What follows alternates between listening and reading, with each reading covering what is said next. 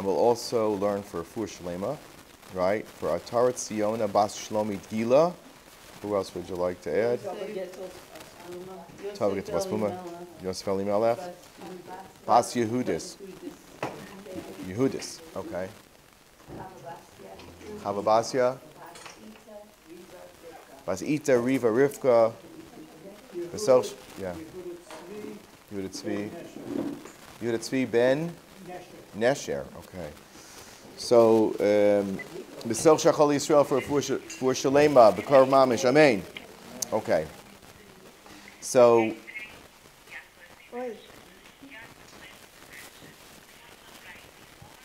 uh-oh.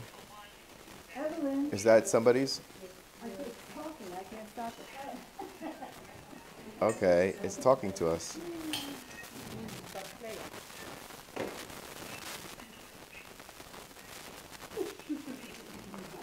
Technical issues. Technical problems. All right. Baruch atah Adonai Eloheinu melech haolam shehakol nהיה b'vorod. Okay.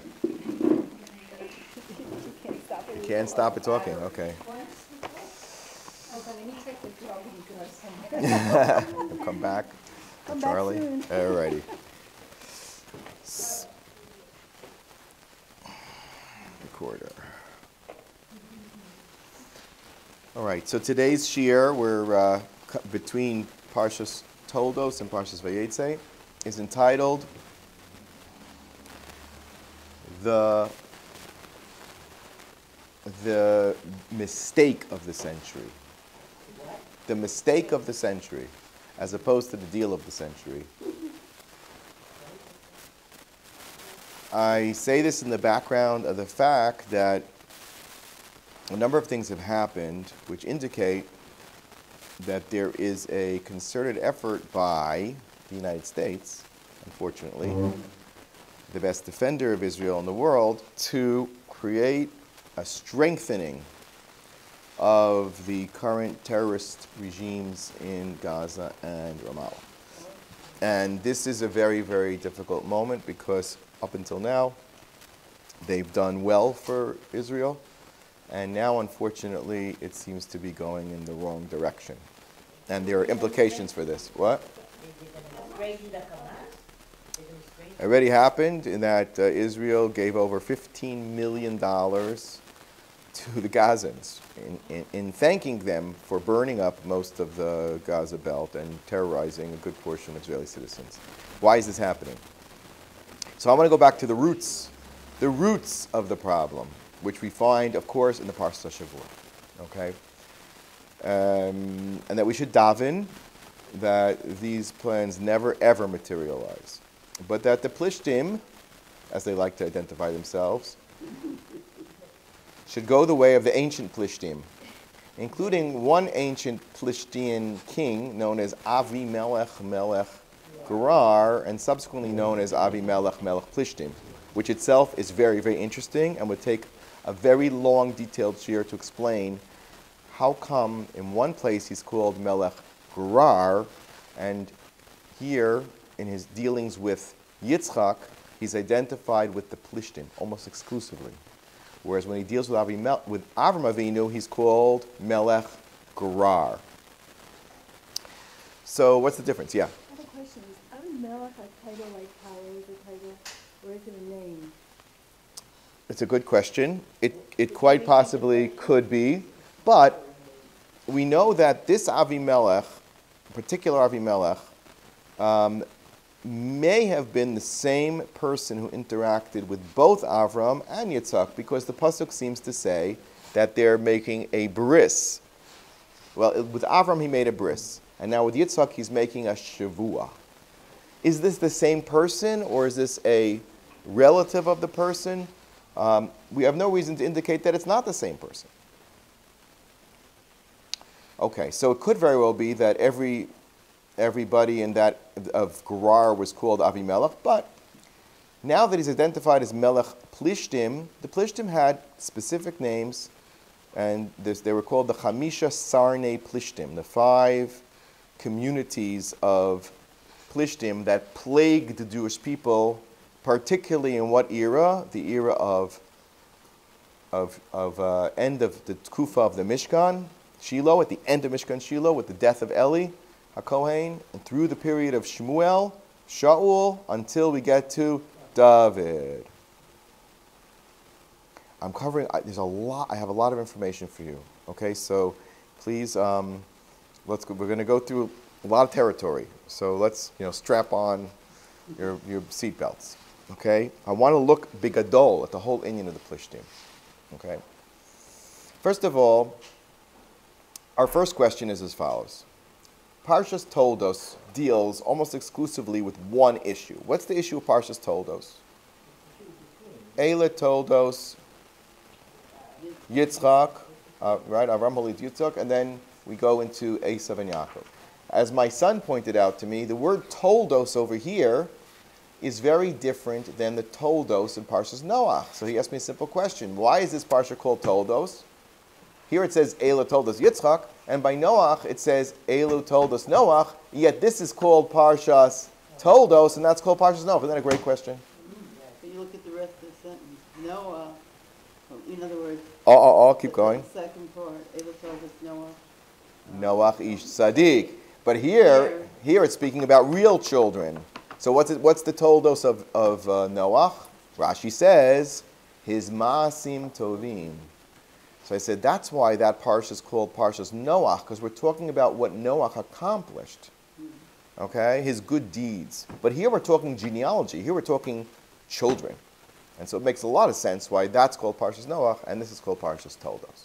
But Parshas Toldos almost exclusively deals with the controversy between Yaakov and Esav. Starting from, the very issue, starting in the womb, right? And starting in the, from during her pregnancy, where she goes to be lidroshet Elokim, she doesn't know what's going on. There seems to be inner conflict within the womb. Some say that they were literally beating each other up in the womb already, and certainly wanting to go in different directions, one to the base of Avodah Zarah, one to the base Medrash, as the Chazal tell us. So if the Parsha of Toldos, and it continues, what other points of controversy do we have? The pregnancy period, and what else? The sale of the Bechorah, and then what else?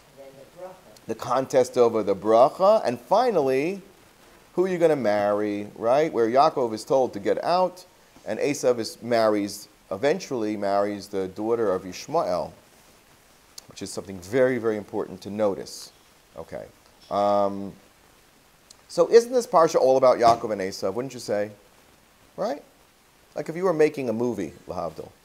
This is the story of Yaakov and Esav. But there's one parsha smack in the middle which has no mention of either Yaakov or Esav. What is that section about? That was before. Oh. You're right. Before Yaakov and Esav are born, we speak about the prayers. It's the story of Yitzchak and Avimelech. It seems to have absolutely nothing to do with the context of the parsha. So what's it doing here? That's our question. It starts with Sheni. Let's just go over what this parsha is all about. We'll go into it in a little bit more depth. What are we talking about? It says, Vayeshev Yitzchak begrar. Now, Gerar is familiar to us. Why is he in Gerar? Well, who told him to go there? Right. Right. Beginning of Perek Chavav, right after Vayizev Esav as a Bechorah, we go into this. Vayihi Ra'av Ba'aretz Milvad Harav Harishon Asher Haya B'mei Avram Vayelech Yitzchak El Avimelech Melech Plishtim Gerara. Why does he go there? Well, that indicates it's probably the same Avimelech who has a peace treaty. I'm using the key word here. Peace treaty with Avimelech. But now Avimelech is identified as something new. He's here called Melech Plishtim Gerara, towards Gerar. Now I will tell you that there's a little bit of a debate where Gerar is. The Malbim, in his commentary to Bereshis Perek Yud, and it's worthwhile to listen to the pasuk, very interesting, where these Plishtim came from. First of all, which one of the sons of Noach produced the Plishtim? Cham, correct. Cham is correct because, and that means, yeah, which is interesting because we say kaftorim. Listen to the pasuk. Okay, now we get to the children of Cham, as the genealogy is listed in Parak Yud of Sefer Bereshis. Okay, we heard this now. The sons of Cham. Okay, who are the sons of Cham? Bnei Cham. Cush. Where's Cush? Africa. Umitzrayim, North Africa. In other words, really the truth is that Cush is below Mitzrayim, and Mitzrayim is north of Cush, and that's exactly the geography. Cush is Ethiopia, no? Cush is Ethiopia, and they share a direct line of the Nile River going through them. And there's a big debate, I think I once mentioned, about the water. And the Ethiopians are building a dam on the Nile River, and the Egyptians are all bent out of shape about it because they have their Aswan Dam, and it's a huge, huge thing. The most important thing in that whole region is water, and from there everything flows. Pardon the pun. All right, so we got Mitzrayim, we got Cush, Put, and Canaan. Okay, there are 4 children. Is Cush the same as Canaan? No. Is Mitzrayim the same as Canaan? No. Is Put the same as Canaan? No. We have to differentiate between Mitzrayim and Canaan.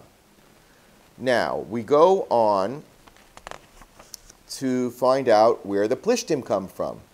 So it says like this. Mitzrayim had children. Not Canaan. Mitzrayim. One of the 4 sons of Cham was Mitzrayim. Yalad es Ludim, ve'es Anamim, ve'es Lahavim, ve'es Naftuchim. What do you notice about these names? They all end in a mem. You don't see that anywhere. You know, all the other names are like, they don't end with a mem. Even Bnei Aram is Utz, Chul, Geser, Vamash. All of a sudden, these names, Mitzrayim's children are all with a mem sophis. Not to be confused with mem fis. But you know, what is a mem sophis all about? Yeah, but what does a mem symbolize?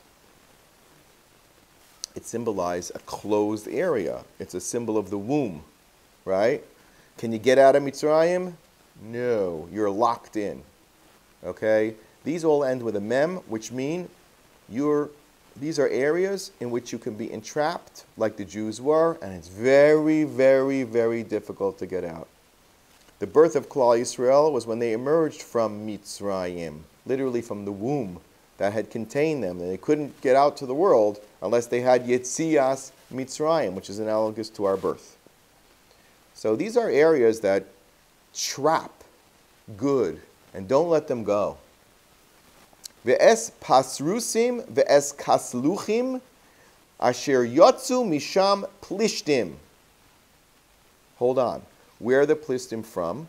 They're from kasluchim? Says Rashi, no. It should have said ukasluchim yalad es plishtim. It doesn't say that the child of kasluchim was plishtim. It says Asher Yotzu Misham, from over there. From over where? Says Rashi, a very powerful thing. He says these Plishtim were the product of a very adulterous community. Patrusim and Kasluchim were completely mizaneh with each other, husbands and wives. It was complete like Dor Hamabel. And out of that union came Plishtim. Did they know who their fathers really were? No way of knowing. They knew who their mothers were, but they didn't know who their fathers were. There was absolutely no relation to the father because there was absolutely no way of determining who the father was. That's how Plishtim come about. Hence, and I'm not saying this from a psychological point of view, but you could add that, they didn't know their father. They don't know a father. So who are they going to have trouble relating to? Our Father in heaven. They're not going, Avinu Shebashamayim. They don't get along with their dad because they don't have a dad. Or the dad that they have, they don't have to respect because he doesn't know if he's really his father. So Plishtim are a product of a non-Av. Who are they interacting with? Our Avos. They are the anti-Av.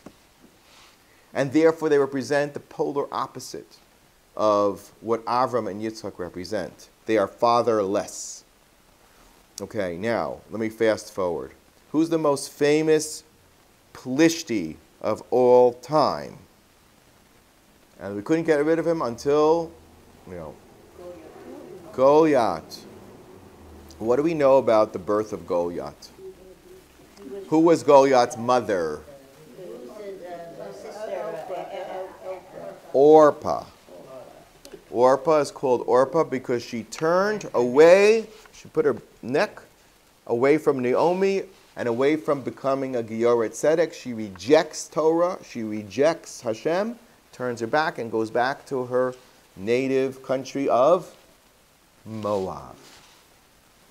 Let's do a fact check. Goliath came from which nation? So why was he born in Moab? Did you ever think about that? Now, it is true that in the description of the lands of the Canaanim, they had two strips, which is very interesting. The coastal strip, going from Lebanon, Sidon, Boach Grar, going towards Grar, Ad Aza. But they also had a strip of land that went from Aza to Sodom and up the Jordan Valley. So these Plishtim, they're great guys. They got Aza on the one side, they got Sodom on the other side, and Sodom does border Moab. But it could be on a deeper level that he's called the Plishti, because unfortunately and sadly, Chazal tell us when Orpah went home, did she behave as a proper person? She went back to Avodah Zarah to such an extent that she was prostituted to everyone and anyone there, including non-humans. Which is why when David confronts Goliath with his little stones, with his 5 stones. Why 5 stones? Because there are 5 Plishtim. 5 is the number of the Plishtim. That's how many major cities they had, which are right here, by the way. Ashdod was one of them. Yeah, these are right here. He took the 5 stones. His 5 stones was to destroy the essence of the Plishtim that were personified in this giant known as Goliath. Goliath taunts David and says, do you think I am like a Kelev? I'm a dog? That you come after me with stones? Like the Mishnah in Shabbos says, when you throw a stone, how do you know what size stone you're not allowed to carry on Shabbos? It has to have some value, right? So if it's big enough to throw at an animal to get rid of it, you could throw it at the dog and the dog's going to leave you alone. That's the Shiur. So he says, what am I, a dog that you're throwing a stone at me? Says the Medrash over there, say Chazal, because it was such a hefkerus, her promiscuity went beyond all boundaries, beyond human. So in a sense, yes, the dog was. He says, I'm my son of a dog.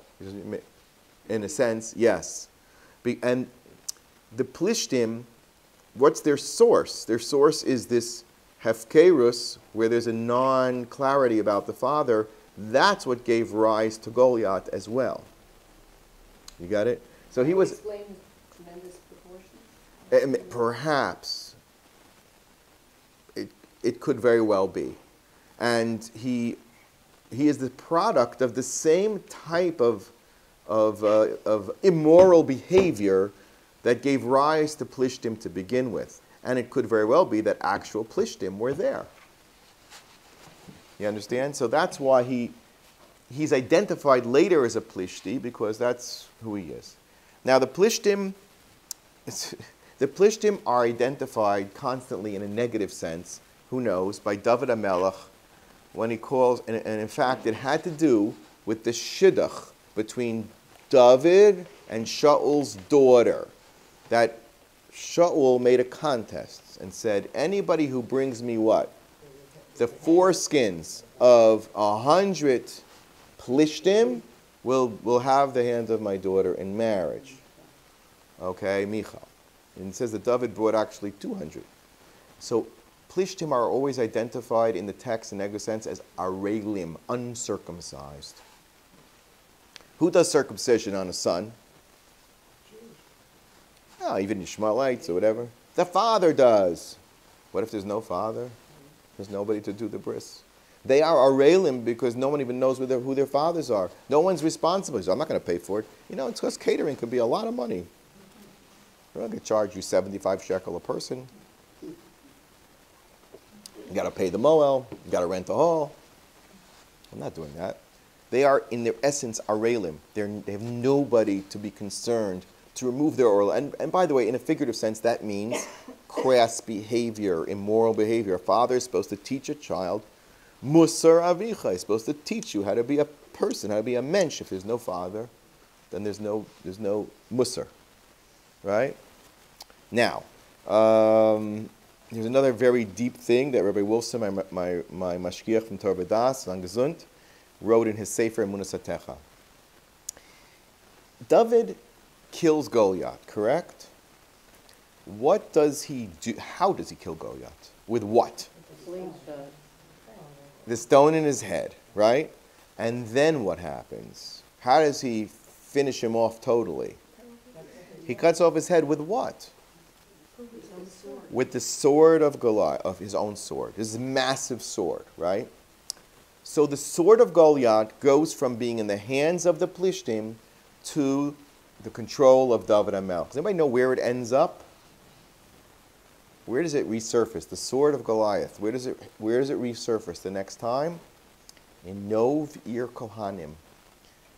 David goes back to get it because he's on the run from Shaul. And the Kohanim of Nov give him two things. The sword of Goliath, that was his. It was for safekeeping, kept where? Near the Aron Kodesh. And he also got Lechem Apanim, which is also close by. Now, it ended up being a huge disaster, right? Because what happened? They got killed. They all were killed by whom? By Shaul. Not directly by Shaul, by the person who tattletaled on them, Doeg Edomi. Okay, Esav. What do we know about Esav? Al Charbecha Tichya. He was upset that the sword of Goliath went over to the hands of David, to the side of Kedusha. Okay? So, let's go back to the connection between Goliath and the Aron Kodesh. The Plishtim were the only nation in the history of the world that were able to do what? Capture the Aron Kodesh. There's a bit of a debate whether it was the Aron Kodesh that was in the Kodesh Kodashim, or was it the Aron that Moshe put the original luchos in, the broken luchos, which were even in some way more amazing because they were divinely made, right? In the second luchos, Hashem wrote the Seres Dibros again, right? But Psal Lecha, Moshe crafted them. The first were like completely non-worldly material. So either way, they captured the Aron, and Pashtus they captured the real Aron. They held it for how long? 7 months. Notice 7 months is the earliest you can give birth to a baby, right? So know one thing about the Plishtim, and this is historically correct. And Malbim points this out as well, they were the first to introduce iron weapons. Metal weapons people had. But iron, what's the relation between iron and steel? One is a combination, right? But iron is the strongest of all the metals, right? You kill. So when we speak about the cherev, the sword of Goliath, we don't just mean a sword. We mean the sword. And we know that the Plishtim were exceedingly violent and murderous but they had the technology. They had this technology of how to make iron. There's even a reference that anybody who needed to sharpen their tools would go to the Plishtim.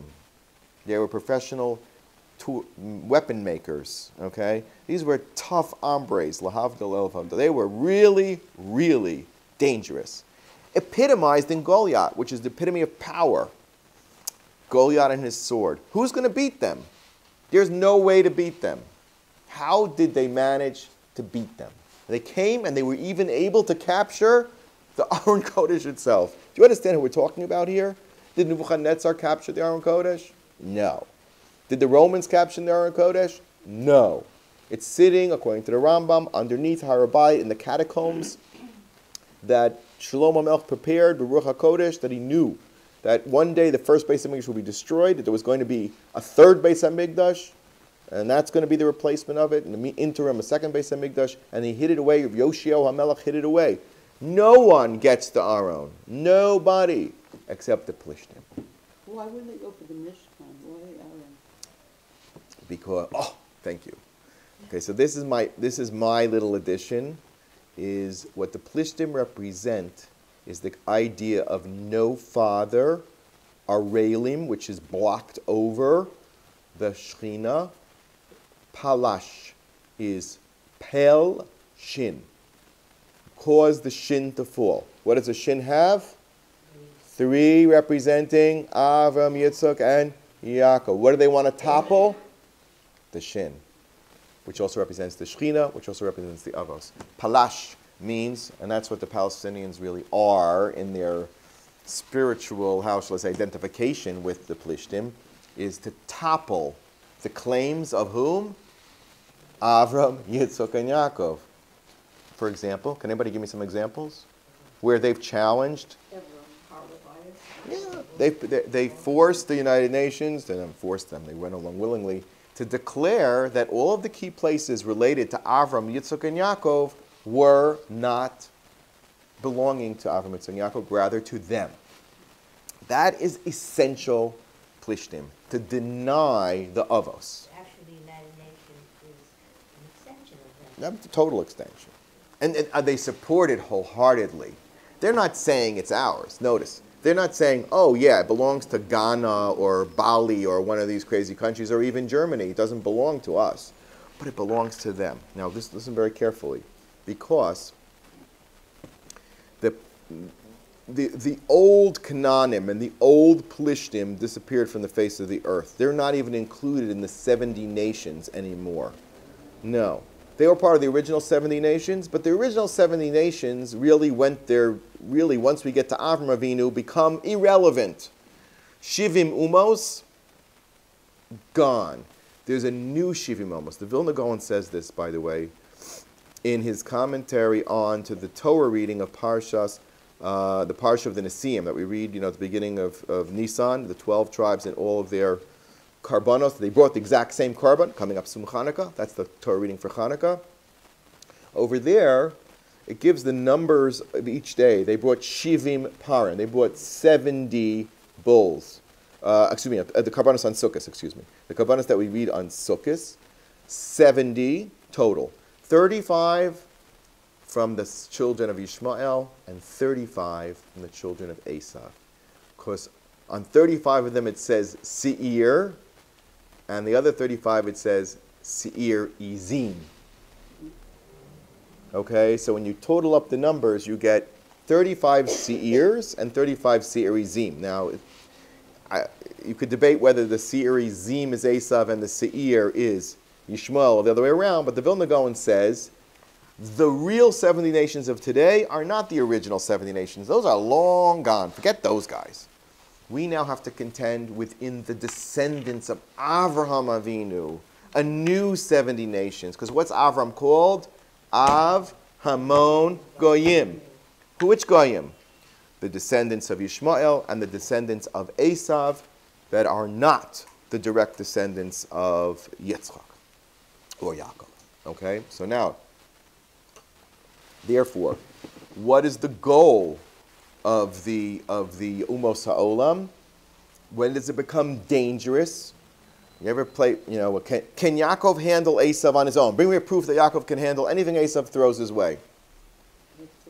They fought, and he says, Yaakov, right? But can Yaakov handle a struggle against two malachim? That of Yishmael in combination with Esav? Absolutely not. It is way, way more dangerous. And I'm going to tell you an insight which is so powerful, at least in the historical sense. Okay, Hitler, Yamach Shemo V'zichro, hated the Jews, right? But however, when did he come up with the idea to literally burn them? Nobody cared what happened to them. And who else came in and said, Mr. Hitler, Yamach Shemo, you want to do, originally what was Hitler's plan? To expel all there should be Judenrein. And at first, it meant just to kick the Jews out, right? After Kristallnacht, which we just had the observances of Kristallnacht, right? The Jews left Germany, a lot of them en masse, starting in 1938, 39. They get out of there. And Hitler was very happy with that. But where were they going? They were going, many of them, if they could, to Eretz Yisrael. Starting in 33 and 34 and 35 and 36. You could always go to Eretz Yisrael in 37 and 38 until... The British put on that, yeah. Who stopped it? Who stopped what? Who stopped the Jews from the original plan? Was just Arab did, yeah. the Arabs did, the Ishmaelim. Do you understand what happened here? From Esav alone, we can escape. Adarabba, you're going to go from Europe to Eretz Yisrael? Great, build up Eretz Yisrael. Comes Yishmael and says no. And who was the original, who made up the concept that there was a nation called Palestine? You know who did? It's the most ridiculous, historically inaccurate idea. There was never a unique Arab nation in Eretz Yisrael. It was only Syria, Egypt. In Jordan didn't really exist. It was just tribes. It was all fictionally created. You know the original map of Palestine was huge. It went all the way up, the whole Transjordan. So the Mufti Yamach Shemo of Jerusalem, El Husseini, during the World War II, where did he go? To visit Hitler. And they had, documented meetings. The pictures all went out. What was their conversation? He said to Hitler, he says, don't send the Jews to me. So Hitler says, what should I do with them? So he said, burn them. And hence, the real final solution started. You hear me? It was at that turning point where they were closing the door, 1939. They're closing the door to Eretz Yisrael due to the riots that were started already in 29. But we're now coming to a head by the Mufti, who was a Nazi collaborator. The union of Yishmael and Esav cost us 6 million lives, and it would have been a lot more if they had their plans fulfilled. Remember, I've told you they wanted to kill another 300,000.